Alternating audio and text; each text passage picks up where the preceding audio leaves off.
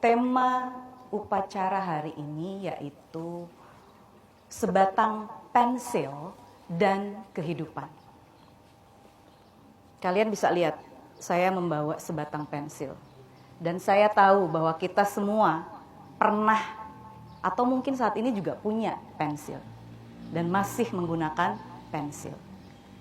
Ketika kita membeli sebatang pensil, jika ujungnya semua dalam keadaan tumpul, tentunya kita tidak akan bisa menggunakan.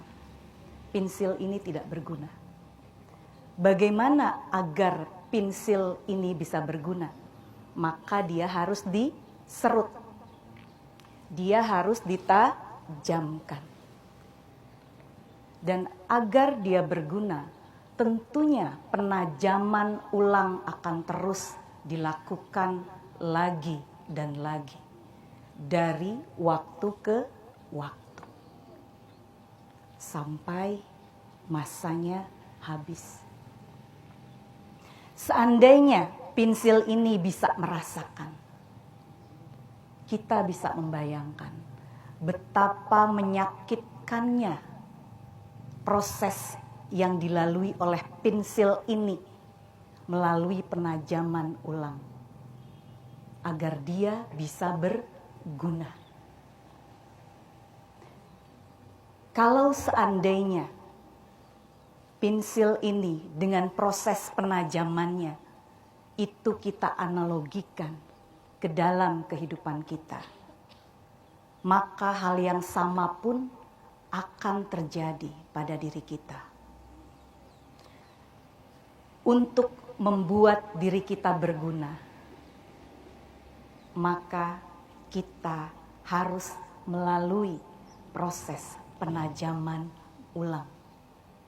Mau tidak mau, suka tidak suka.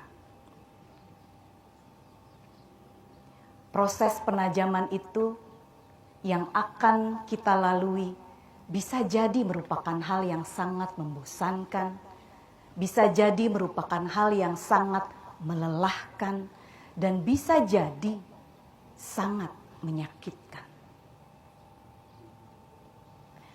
Apa saja, Ibu, yang ada di diri kita yang perlu melalui proses penajaman? Ada 4 hal. Yang pertama, fisik.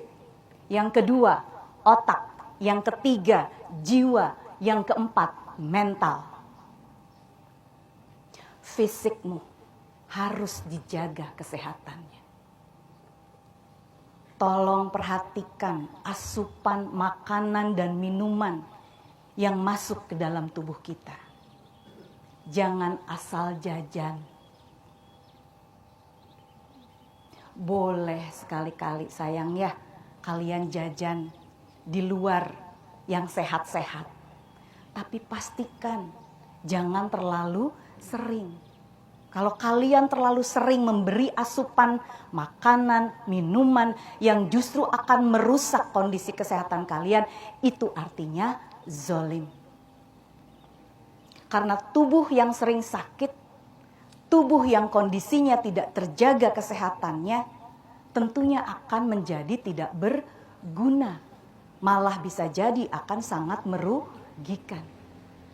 Begitu banyak pekerjaan yang akan terbengkalai karena kita tunda dengan alasan sakit.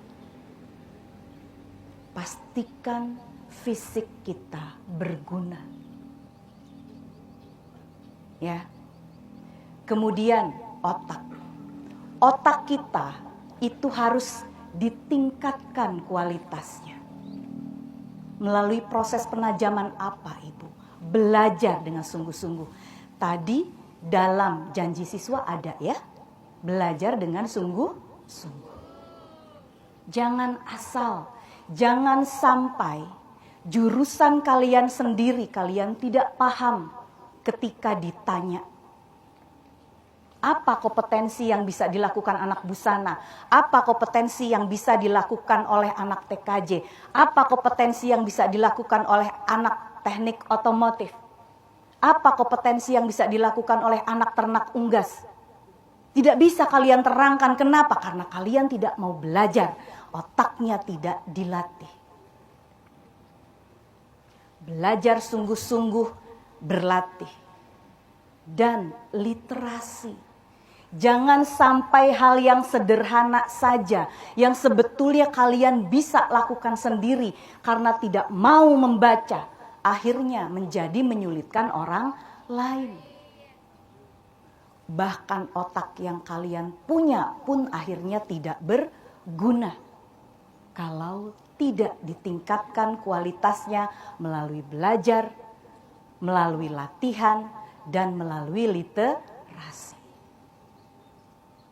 Dengan otak yang selalu ditingkatkan kualitasnya, kita akan mudah atau tidak mengalami kesulitan saat kalian menghadapi permasalahan hidup.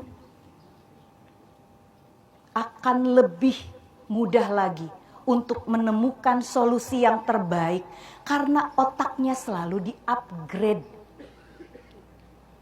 Ingat saya, otak yang sama kondisinya tidak akan bisa memberikan solusi saat masalah itu muncul. Artinya apa? Artinya otak kita kondisinya harus ditingkatkan kualitasnya bila kita mau mencari atau menemukan solusi yang terbaik. Jangan sama kondisinya. Pada saat masalah itu dibuat atau ada, kondisi otak kita dalam keadaan A, maka kita harus meningkatkan grade-nya, tingkatkan kualitasnya menjadi di level B. Barulah kita bisa menemukan solusi. Itu kegunaan otak. Capek ibu belajar tuh, lelah ibu, iya saya. Tapi itu harus kita lalui kalau kita mau jadi orang berguna. Yang ketiga itu adalah jiwa. Jiwa kita perlu ditingkatkan kesehatannya. Melalui apa? Tingkatkan hubungan vertikal dengan Tuhanmu. Tingkatkan hubungan horizontal dengan sesamamu. Tingkatkan ibadahmu kepada Tuhan dengan selalu berniat lurus. Karena untuk mencapai ridhonya Allah. Karena untuk mendapatkan cintanya Allah. Begitupun hubungan horizontal. Kita harus menunjukkan respect, cinta dan kasih terhadap sesama.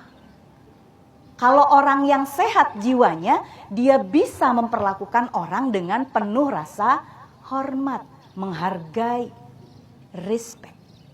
Tapi kalau orang yang sakit jiwanya, ini ciri anak-anakku ya, pasti dia bawaannya pengennya, mulutnya jahat, sikapnya ketus. Perilakunya tidak menyenangkan. Itu ciri dia jiwanya sakit. Bisa dipahami saya? Fisik, otak, jiwa. Capek bu, kalau harus kita nahan baik sama orang yang jahat sama kita. Ingat, jiwa kita sehat sayang. Makanya dikuatkan dengan hubungan kalian dengan Allah. Sebarkan respect, menghargai dan cinta kasih pada sesama. Itu tanda jiwa kita sehat.